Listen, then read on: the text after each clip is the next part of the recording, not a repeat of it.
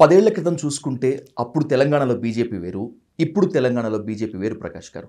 BJP ఈ స్థాయిలో తెలంగాణలో పాతుకుపోవటానికి కేసీఆర్ ఇచ్చిన లూప్ లైనే, కేసీఆర్ ఇచ్చినటువంటి అలసత్వమే కారణం అనేటువంటి విమర్శ ఉంది.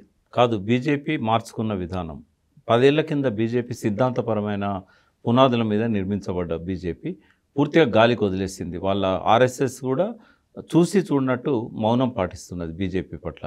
వాళ్ళ జ్ఞానశీలం ఏకత కానీ, వాళ్ళ హిందూ ధర్మ సంస్కృతి కానీ అన్నిటిని కూడా గాలికి వదిలేసింది. కేవలం రాజకీయాలలో భ్రష్టులైన వాళ్ళను చేర్చుకోవడం వరకే అయితే బాగుండేది.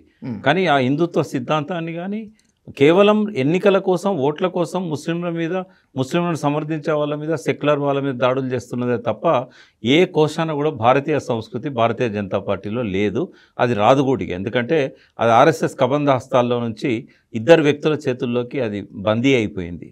ఈ భారతీయ సంస్కృతిని నిలబెట్టాలనే ఆకాంక్ష హోంమంత్రికి కానీ ప్రధానమంత్రికి కానీ లేదు. అది ఆర్ఎస్ఎస్ వాళ్ళకు ఉంది. కానీ దురదృష్టవశాత్తు వాళ్ళ చేతిలో బీజేపీ నాయకత్వం లేదు.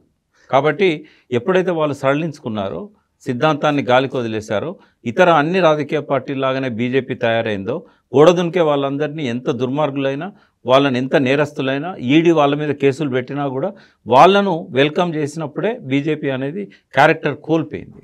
ఆ క్యారెక్టర్ కోల్పోయింది కాబట్టి, క్యారెక్టర్ కోల్పోయిన వాళ్ళని చేర్చుకుంటుంది కాబట్టి కొంత వాపు కనబడుతున్నది. అది బలం కాదు బీజేపీది.